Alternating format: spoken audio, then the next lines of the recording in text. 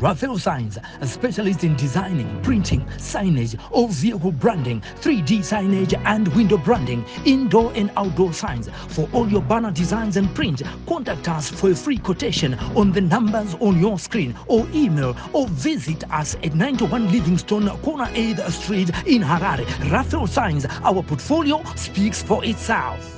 Mhosva yakandipinza mukati meusungwa iyi mhosva yemedha ndiyo yakandipinza mukati menzvimbo yandiri inoyi.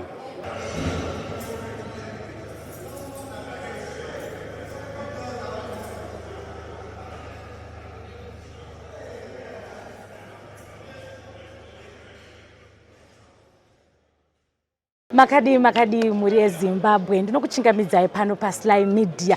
Zita rangu ndinoitwa Pelagia Kwambura kana kuti Sokostina. Ndinokugamuchirai pachirongwa chedu Home Away from Home. Icho chirongwa chatinowana mukana wokupinda mukati memajeri tichitaurawo nevasungwa. Tida kuzivawo kuti mhosva yakavapinza mukati mejeri imhosva yei, uyezve mararamiro avo avakuita vari mukati mejeri, kuti zvizvi zvavari kudzidza vari mukati mejeri. Like chatiri kutaura pachirongwa chedu chiri kuti Home Away from Home. Zvirezvo kuti kana munhu apinda mujeri hazvireva kuti atorasika, atoraswa. Kune zvizhinji zvaanogonawo kudzidza ari mukati mejeri. Saka panguva ino ndawana mukana wokutaura namukoma wangu, mukoma Mindano. Mukoma, ndinokuchingamidzai. Zita iri ndoratanga kuti ndida kuziva kuti rakabva kupi, kuti Mindano. Maita basa. Zita iri kwarakabva nderekuti inini amai vangu vaine pamuviri pangu vaigara vachingoenda kuchipatara. Saka vekuchipatara vakabva vatizoni kana mwana uyu akava mukomana muchamuti doctor, kana akava musikana muchamuti nesi. Saka ini ndakabva ndatanga kunzi doctor sezvo ndanga ndiri mukomana. Asi pakazoya vechitupa manje vaita zvokuuya, ndopavakabva vati mwana uyu anonzani. Amai vakati anga tisati tamupa zita rake rekuti doctor iri ndire kuchipatara akapiwa.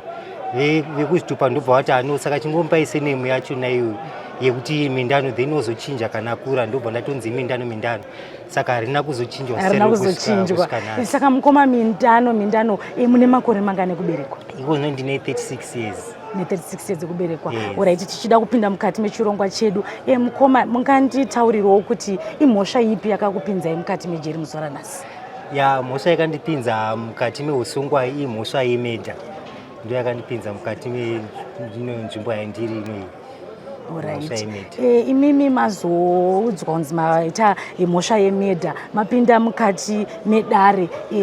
Ndeapi makore amakatongerwa nekuda kwemhosva ineyi? Ndakatongwa mhosva ye-life imprisonment, ndiyo yandakatongerwa pamhosva yandakagara mujeri. Makapiwa upenyu. Muchiudzwa imimi muri mukati mejeri kuti makutoenda zveupenyu, makanzwa sei? Zvakandibata-batawo panguva iyo nekuti ndasina kutarisira kuti chigove ichi chichasvika ikoko nekuda kwemaitikiro azvakaitawo panguva yachona, nokuti yanga iri nhau yekudhakwa pabasa. Saka ndakatongoitawo accidental discharge, ndobva ndanopfuura umwe wangu wandainoshanda naye. Saka ini asina kutarisira kuti mhosva iyi ichazondisvitsa palife imprisonment, asi nenhau yekuti ndaisingafanira kunge ndichishanda ndakadhakwa, ndandiri kupolisi. Saka ndakabva ndatongozonzoona nemajaji anga aripo panguva yazvakanzi utakubata nemhosva wanga usingafaniri kunge uchishanda wakadhakwa iwo uine pfuti, saka life imprisonment. Alright, saka imimi muri mukati medare maiva nemumiririri here kana kuti? Ndakapiwa gweta westate, mumwe anonzi advocate Tawanda Shwarara, ndo wandakapiwa kuti anga achindimiririra. Vakambomira-mirawo here gweta?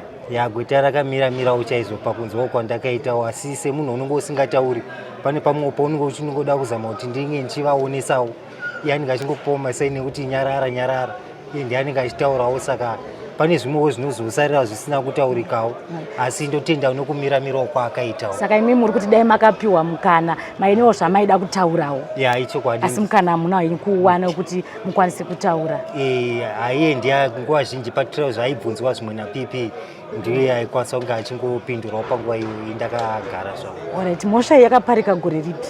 Mhosva yakaparika 2012 na12 July 2012. Alright. Saka mujeri mazogara nguva yakareba sei? Kubva 2012 kusvika iko zvine zvandisati ndabuda muchingorimo mukati muchimorimo mukati mejeri. Alright, tida kusvikawo pakuziva kuti Mindano, tanzwa kuti Mindano izita rakabva kumashure maifanira kuita doctor. Tida kuziva kuti upenyu hwenyu mukuma Mindano imimi muchikura waiwa upenyu hwanga wakaita sei, muchigara nababa namai kana kuti akakurerai, kukura kwenyu kwanga kwakamira sei? Ini kukura kwangu inini ndakakura ndichitochengetwawo nababa vangu naamai vangu, chitogarawo pamba ndakakurira kunonzi kuRengo Mine kuMasvingo, ndokwandakazvarirwawo ikoko. Chigarawo zvakanaka chaizvo chichengetwa nevabereki, ndichienda kuchikoro ndikadzidzawo panonzi paRengo Mine Primary, ndikapedzawo zvakanaka ndikaendawo kusekondari panonzi paNyabata, ndichigara nevabereki vachidzidzisawo zvakanaka pakurarama, zvekutoti ndakati singatombo budi kutsaudzira taitorarama zvakanaka tiine vabereki. Asi pakazoshayikawo baba vangu ikoko kuRengo Mine ikoko, ndopandakazoenda kumusha, pandikazotsvaga kumusha kuSanyati, ndakunogara naamai vangu ikoko. Ndikazonopedzawo futi chikoro ikoko sekondari, ndava kumusha kuSanyati. Alright, ndanzwa muchiti ndakarerwa zvakanaka hangu. Saka pakatanga kumwika doro ndipapa, makatanga kutora zvinodhaka ndipapa. Pakazoita challenge manje, ndakubasa manje, ndakupolisi, ndanosangana nevamwe vandakanosangana navo ikoko mushamwari mukutamba imomo. Ndopandakazongonosangana nedzimwe shamwari vachiti ko wakambomwa were mabrand aya machatewa aya.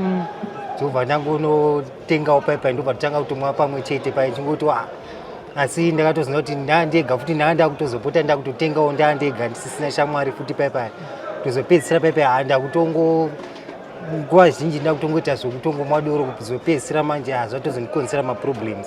Saka vana mai kumusha kana kuti baba vasati vashayika vaizviziva here kuti mama akutora zvinodhaka? Zvokutoti inini amai vangu vanga vasingatombodi zvamuchose nyaya idzodzo, zvokutoti kana kungaa kuputa fodya chaiko kana kuti kumwa doro chaiko vanga vasingatombodi, zvokutoti ndakatokura ndichitoenda kuchechi inonzi CCAP koko, zvokutoti pandakazobva hangu koko kuRengo Mine ndichipinda CCAP pakukura, ndakatozoendawo inonzi The African Apostolic Church, zvokuti kana muno mandikutogara ndo kwandava kutoenda iko zvinezvi kuchechi yeThe African Apostolic Church. Ende futi paupenyu hwangu kunyange ndotarisa kuti Mwari kunyange akazondibatsirawo zvangu ndikakwanisawo kuburitswawo pane mhosva yandiri inoyi, kana chinonzi doro kwandiri kana kuti fodya handifungi kuti zvinhu izvo ndichada kuzoona, ndokuti ndakaona kuti zvakandivhiringidzira upenyu hwangu hwakanaka hwandairarama. Tiri kuona iyo nyaya yezvinodhaka iyi, nyangwe president vakati vari kutofamba nayo vachaita kuti aiwa vanhu sei zvinodhaka, maprograms ari kuitwa. Imimi panguva inoyi mashoko amunoda kutaura, kozi vanhu vari kuraradza zvishuwa, vamwe vari kuponda, vamwe vasvika pakufa, imashoko amunoda kutaura makanangana nenyaya dzinodhaka idzi? Ndakanangana nenyaya dzinodhaka idzi, chandingangoda kungokurudzirawo vamwe ndechekuti nyaya yezvinodhaka inoda kutosiyiwa. Simba rekukwanisa kunosiya zvinodhaka rinenge riri mauri womunhu, choice. Takapiwa simba rekukwanisa kusarudza chinhu, kungoti chinhu ichi handichadi ichi, zvechokwadi unenge usingachadi. Ndokuti ndakaona kuti kune maadvantages akawanda pakusiya zvinodhaka paya, nekuti unoona kuti munhu anokwanisa kuspenda mari more than kana $10 kubhawa handika. Asi ukanodzokera kumba kwake munhu yeka kuti unoona kuti zviri kufamba sei, unoona kuti pamwe mhuri yake iri kutotambudzika zvisingaiti, pamwe kumba vanofanira kunge vatodya nehuku everyday, zvinhu zvichofamba zvakanaka. Asi nenhau yekudhakwa manje mari yaunofanira kutoita zvimwe zvinhu zvakanaka paupenyu haukwanisi kunge uchizoishandisa pazvinhu izvo, nekuti kunonzi in everything a person does there is opportunity cost handika. Pane chese chaunoita pane chimwe chinhu zvokuti ukasarudza kuda kuti uite chimwe chinhu, pane chimwe chinhu chaunenge watosiya. In other words, ndinotaura kuti ukasarudza kuda kutoti ndoda kutotenga kana kuti 1 pint iroro pamwe ungadai pamwe watotengera kana kuti vana vako maloripop kana kuti mabhuku kana chika zvinenge zvine musoro kwati. Saka pane chinhu chese hapana panombonzi izvi zvishoma ndoda kuti ndimbozvishandisawo apa, then zvimwe mari yese ndozvishandisa apa. Ndokuti pane zvishoma zvaunenge watoita izvozvo ndoda kuita zvekumwa doro, unenge watokanganisa zvisingaiti. Zviri nani kuti utoronga upenyu uchienda kumberi ende haumbooni maproblems kana kumbozosangana nemamwe matambudziko ekuti machances ako ekuti kana upinde panguva dzakaoma, nekuti kudhakwa chaiko kunokupinza panguva dzakaoma usina kumbotarisira. Saka ukasiya nezvinodhaka munhu unorarama upenyu hwakanaka, zvokuti hauiti dambudziko paupenyu hwako, unokura zvakanaka pamwe chete nemhuri yako. Alright, mukoma Mindano, saka imimi manga makawana here muchiri kunzoko? Ya, ichokwadi ichocho, tori nemukadzi nemwana. Ndaona kusekerera kwamaita kuti mukadzi wenyu maimuda. Ichokwadi. Mamune vana vakura sei? Ndine mwana wangu ndiwa 2010. Zvino kuti pamakabarwa nemhosva anga atone 2 years. Alright. Saka amai vanombouya here kuno kuzogonai? Amai vangu manje vakashayikawo 2008. Vakazoshaikawo mai vangu. Alright. Ndikureva kuti mudzimai wamakazonotorana naye. Mudzimai wangu, mudzimai wangu pandakatongwa life inini ka. Ndakabva ina hangu handina kuda kumuomesera. Pandakatongwa life imprisonment. Nekuti yanga isiri mhosva yake. Ndikati kangosanganidzwawo naMwari. Izvo ndakabva ndatoona kutoti ndikati ndizochiwagarawo chiwa kuno kuzondiona. Iye futi anga asiri gainful employed panze ipapo apo. Then nditomuomesera futi panze mwana wevaridzi. Saka ndakanyatsa kutombuda pachena ndikamuonesa zvakanaka. Ndikamutaura ndikati ashamwari iwewe kaendera mberi neupenyu, utarama upenyu hwako zvakanaka. Asi chandokumbirisawo ndechekuti mwana wangu solo usanyanya kumusiya stereki kana kuti wozoti wazombomuisa kana kuti kumusha wako kana kuti kupi, farira kuti nguva zhinji dzaunenge uri ipapo apo unofanira kunge uinaye padhuze mwana wangu, because kwava newe padhuze zvinomurerukira. Kunyange ukasangana neumwe unenge wasangana naye waunenge wawirirana naye paupenyu, usamuvanzira kuti une mwana wako, unofanira kumbudira pachena kuti une mwana wako uyu. Kana zvichikwanisika kuti mwana wangu agarewo padhuze kuti kana pachikoro asazokundikanawo kuenda kuchikoro, kana uripo unenge uchimuonawo kuti zvinhu zvifambawo zvakanaka. Kana Mwari atendera muupenyu tinongosanganiswa zvakare, tiringori hama nehama, tichingoonana zvakare. Tichingoonanawo. Saka imi muri mukati mejeri muno pamunombosanganawo nevamwe muchitandara ndapi mashoko amunoudza ekurudziro? Mashoko ekurudziro aya ndakaona muno ndekuti akawanda. Kunyanya mama ndinotombonzwawo zvangu kunyanya pane nyaya idzodzidzi dzekuroorana idzodzidzi. Vanhu vekuti vazhinji vanoti kana vakapinda muno vazhinji vamwe vakasiyawo misha yavo panze apa. Saka vamwe vanenge vachimbotaura zvokuti ndikabuda panze apa ndikangowana chete mudzimai wangu ane umwe munhu kokoko ndotosvika ndotomuuraya.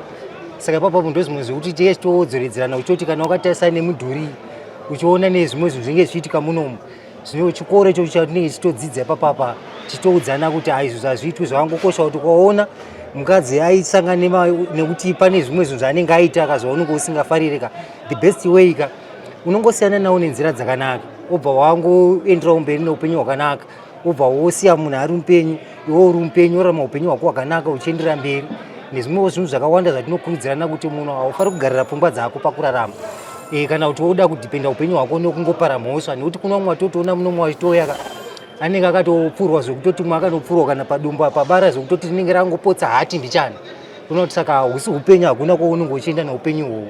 Totoona kuti kana utori mukati muno munotochiva upenyu hwemunhu akutoteya mariva achitobata mbeva panze achitorarama zvakanaka, kana kuti akutotengesa huni unenge utouchiva upenyu uhwohwo. Asi kana uri panze manje unenge uchinatsa kunge wakasara. Saka manje ndozvimwe zvatinogutsikana, unofanira kuaccepta situation yauinayo ogutsikana nayo, unorarama zvakanaka zvisingaiti. Muri denho reruzivo kaini, ndiri kuona kuti knowledge yakawanda pamuri apa. Ichokwadi zvekudzidza izvi ndozvifarira mozvifarira.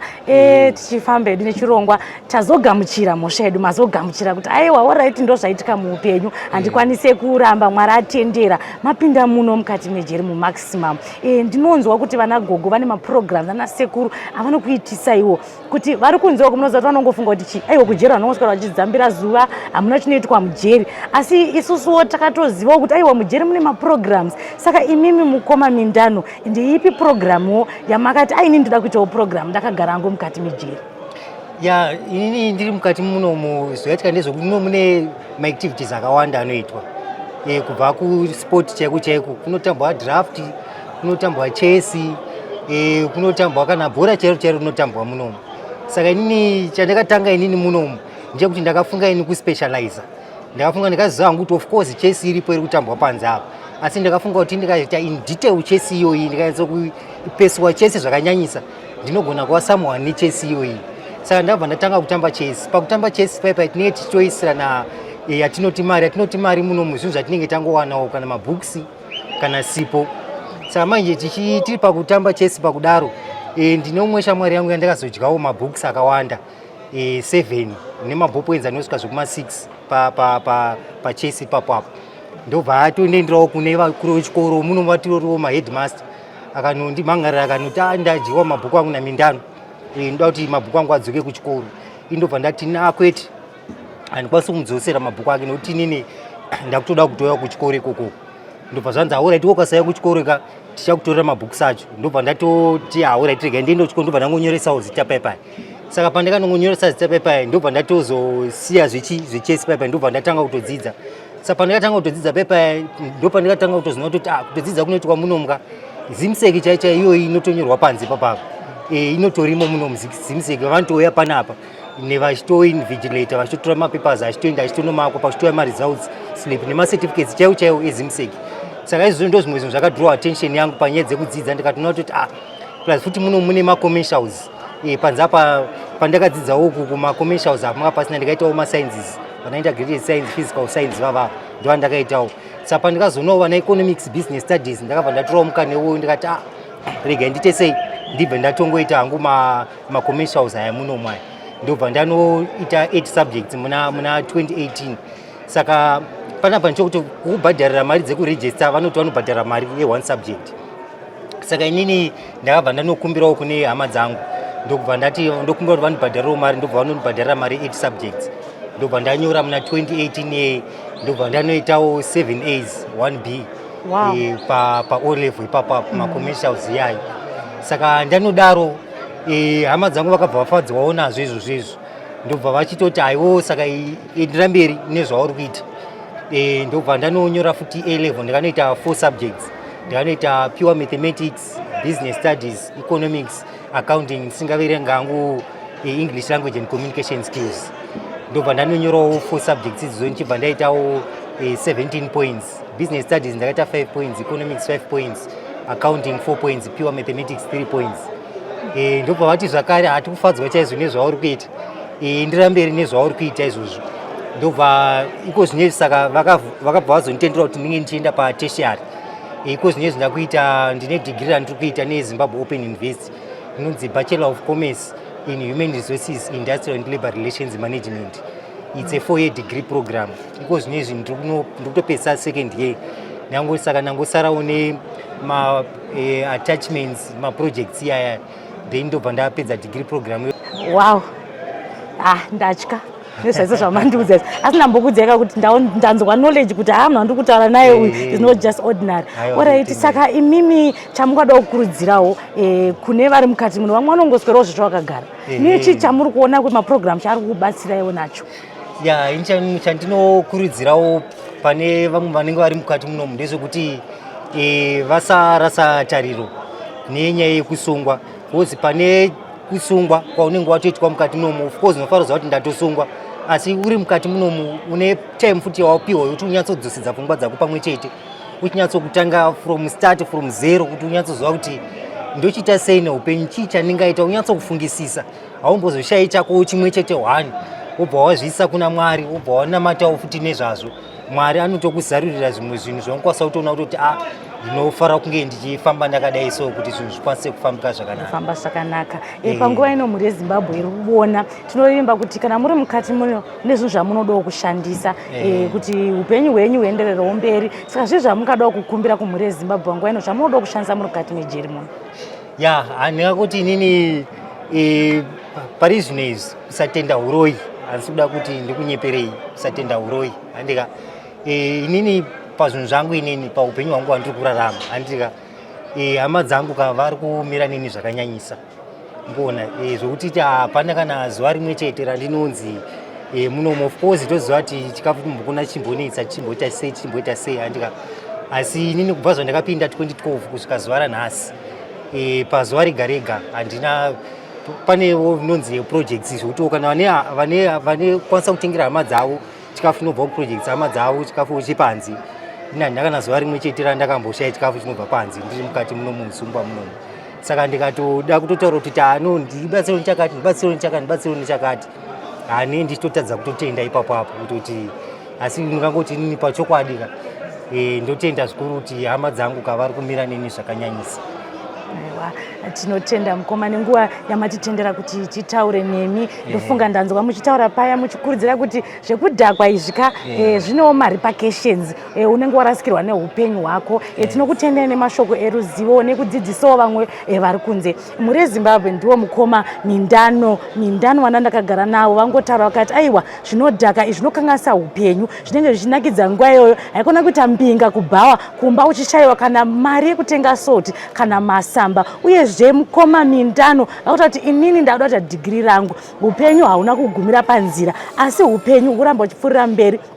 Uyezve mhuri yavo vari kuitenda kuti ndinotenda mhuri yangu kuti haina kundirasa. Kazhinji kacho isusu semhuri kana munhu apiwa mutongo tinomurasa kuti haasisina basa, asi ndonguva yaanenge achidawo kuti murambe muchimuratidza rudo, nekuti mhosva inoenda pamunhu haiende pamuti. Munhu anotokanganisa, asi chikuru ndechekuti rudo rwamunomupa anonzwawo kuti hama dzangu dzichiri kundida. Isu seSly Media TV panguva ino tinokusiyai ndichingotaura semazuva ese kuti udzawo shamwari yako nezveSly Media kuti mulike, mufollowe, musubscribe. Ndini wenyu Pelagia Rukampurwa.